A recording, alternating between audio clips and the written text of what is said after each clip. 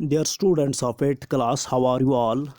आई hope कि आप अल्लाह ताला के फजल व करम से खुश व करम होंगे। जहां दोस्तों आज जिस मौजू के बारे में हम बात करने जा रहे हैं वो है डिस्ट्रीब्यूशन ऑफ नेचुरल वेजिटेशन।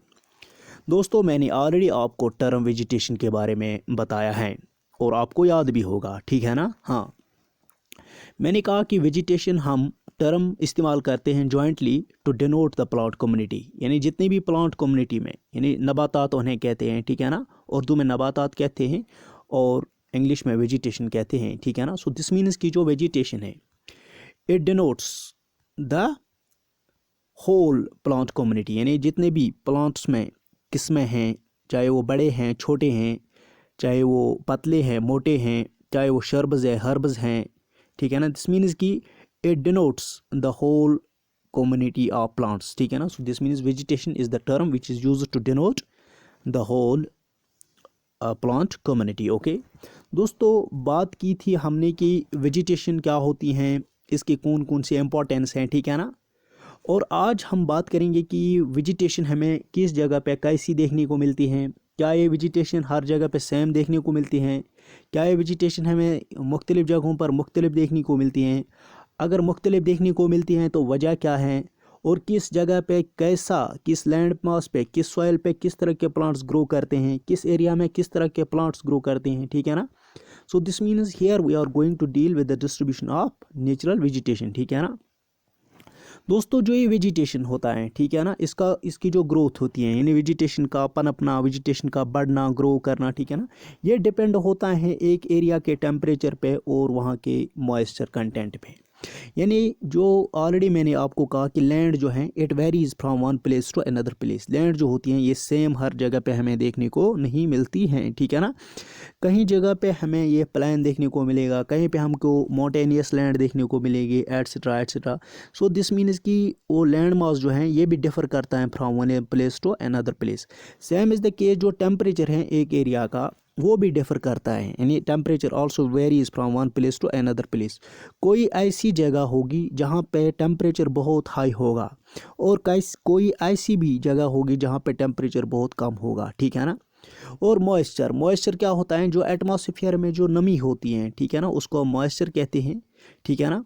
और जो ये मॉइस्चर कंटेंट होता है ये भी वेरी करता है from one place to another place, ठीक है ना।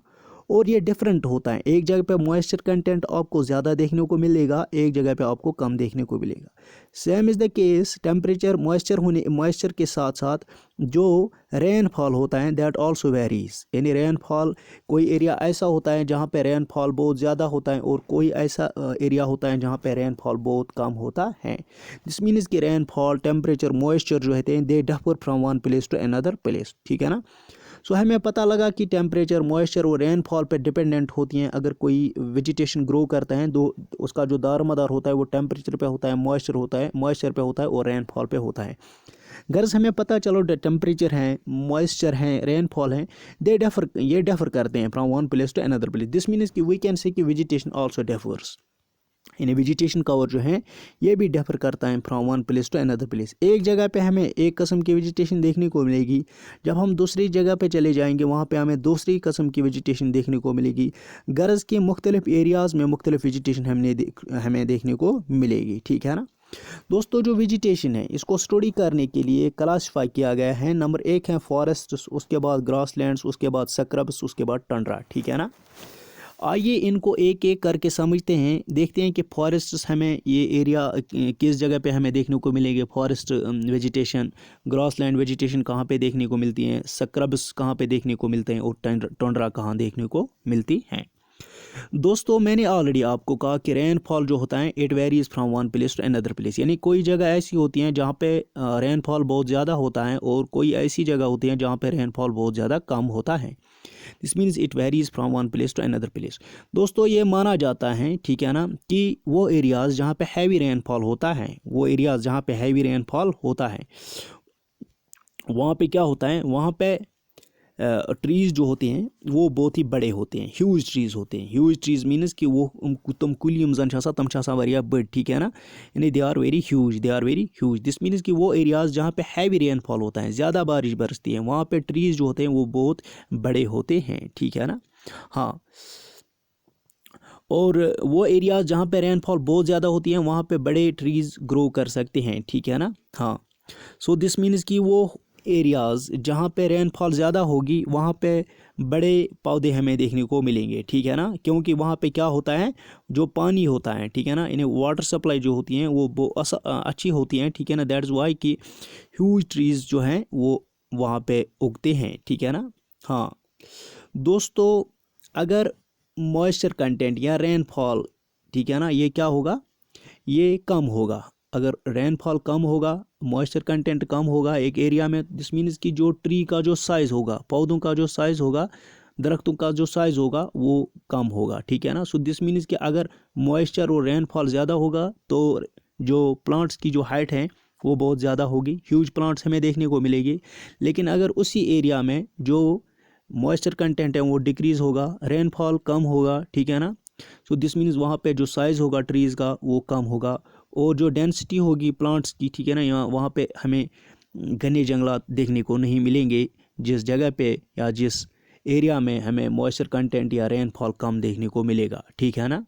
हाँ दोस्तों, उसके बाद कुछ ऐसे एरियाज़ हैं जहाँ पे दरमियाना दर्जे की बारिश होती हैं और वहाँ पे ग्रास ग्रो करता है, यानी घास जो है वो उगता है, ठीक है ना, और उस घास वाले रीजन को हम ग्रास लैंड कहते हैं। क्या कहते हैं? Grass land. यानी वो रीजन्स जहाँ पे मॉडरेट रेनफॉल होता है, ठीक है ना, वहाँ पे जो वेजिटेशन उगती हैं वो in the form of grass land होती हैं और उसको हम ग्रास लैंड कहते हैं, grass land vegetation of the world, ठीक है ना।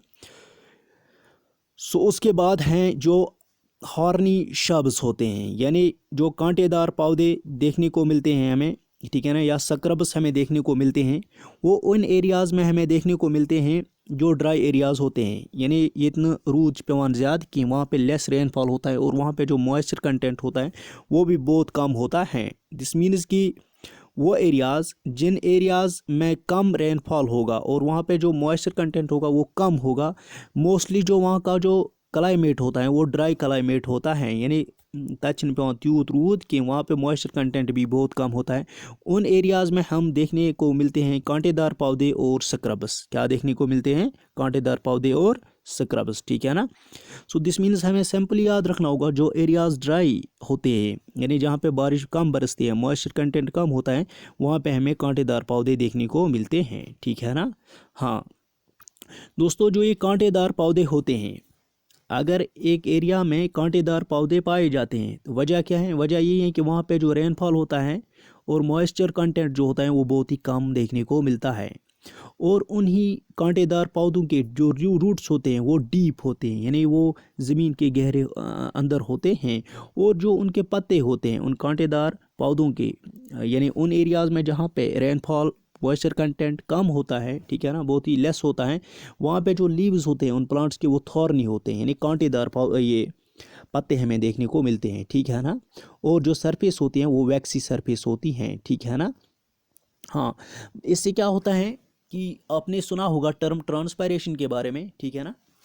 ट्रांसपायरेशन में क्या होता है कि जो ही नाइट टाइम होता है, नाइट टाइम के दौरान जो प्लांट्स होते हैं दे लूज़ देयर मॉइस्चर, यानी उनकी जो नमी जो होती है वो कम हो जाती है, यानी they lose it through the process of transpiration, ठीक है ना। यानी वही उसी पौधे में ट्रांसपायरेशन होगी जिस पौधे ने ज़्यादा पानी पिया होगा, ठीक है ना।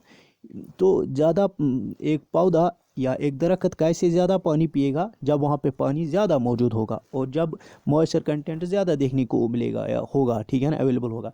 दिस मीन्स कि अगर रेनफॉल कम है, मॉइस्चर कंटेंट कम है, दिस मीन्स की जो ट्रांसपायरेशन की जो रेट है वो भी बहुत कम होगी, दिस मीन्स की रिड्यूस हो जाएगी, ठीक है ना।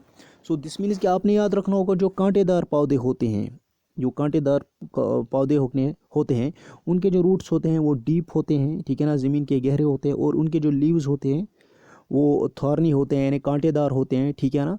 दैट्स वाई जो कांटेदार लीव्स होते हैं they reduce the process of या लेवल ऑफ दिस ट्रांसपायरेशन, ठीक है ना।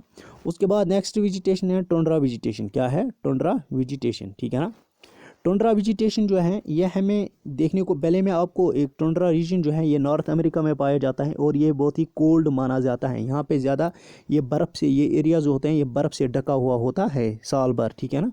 सो दिस मीन्स कि मोस्ट ऑफ द ईयर जो होता है, ठीक है ना, मोस्ट ऑफ द मंथ्स, ठीक है ना, ये टुंड्रा रीजन इस पर बर्फ़ होती है, ये बर्फ़ से ढका हुआ होता है। और टुंड्रा वेजिटेशन जो है यह हमें उन एरियाज़ पे देखने को मिलता है पोलर रीजन्स, ठीक है ना। और दिस मीन्स कि टुंड्रा वेजिटेशन जो है ये उन एरियाज़ में हमें देखने को मिलती हैं जहाँ पे जो होता है ये जो एरिया होता है वो बर्फ़ से ढका हुआ होता है साल भर, ठीक है ना।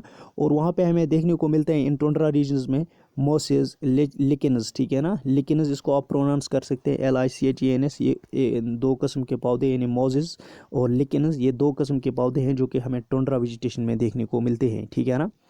दोस्तों दिस मीन्स की मुख्तलिफ, हमें पता चला कि मुख्तलिफ एरियाज़ में मुख्तलिफ वेजिटेशन कवर हमें देखने को मिलता है, ठीक है ना। सो आप दोस्तों जानते हैं कि जो पुराने लोग थे, ठीक है ना, या पुराना ज़माना था, या मान लीजिए कि 2 सेंचुरीज़, ठीक है ना, 2 दहाइयों से पहले जो वर्ल्ड की आबादी थी वो कम थी as compare to the present population. यानी आज पॉपुलेशन बहुत ज़्यादा है। तो अगर हम बात करेंगे 2 सेंचुरीज से पहले, ठीक है ना, सो दिस मीन्स कि यानी 100 वरी ब्रोंठ गसो एस, ठीक है ना, उसके बाद हम पता निकालेंगे कि पॉपुलेशन कितनी थी। वो पॉपुलेशन कम थी as compare to the present population. So this means जो नीड थी वो भी कम थी, ठीक है ना। लेकिन पॉपुलेशन जो है वो आहिस्ता आहिस्ता बढ़ती गई, वो आहिस्ता आहिस्ता बढ़ती गई। दिस मीन्स की जो पॉपुलेशन की नीड होती हैं, बेसिक नीड्स होती हैं, फूड होता है, शेल्टर होता है, क्लोथ्स होता है, ये मेनली हम कहाँ से हासिल करते हैं? इसी वेजिटेशन से हासिल करते हैं, ठीक है ना। खासकर अगर हम इंडिया की बात करें, इंडिया को एग्रीगेरियन कंट्री कहा जाता है। एग्रीगेरियन कंट्री का माने हो गया कि इस कंट्री में, इस मुल्क में ज़्यादातर जो लोग हैं वो एग्रीकल्चर से वाबस्ता हैं, यानी एग्रीकल्चर से वाबस्तगी रखते हैं। दिस मीन्स कि आपने सिंपली याद रखना होगा, पॉपुलेशन जो है वो बढ़ती गई, उनकी नीड्स जो हैं वो बढ़ती गई, ठीक है ना। और उन्होंने क्या किया, जब पॉपुलेशन बढ़ती गई तो उन्होंने जो फॉरेस्ट कवर था, ठीक है ना, उसको उन्होंने इसका सफाया किया, यानी दे क्लियर्ड इट, ठीक है ना, ताकि वो क्रॉप्स को ग्रो करें, ठीक है ना। दिस मीन्स कि जो ग्रोइंग पॉपुलेशन है उन्होंने वैनिश किया है फॉरेस्ट को, यानी फॉरेस्ट का कटाव करते हैं, ठीक है ना, ताकि लैंड को क्लियर किया जाए, ताकि उस लैंड को क्या करेंगे, ताकि उस लैंड को हम क्रॉप्स के लिए इस्तेमाल करेंगे, ठीक है ना।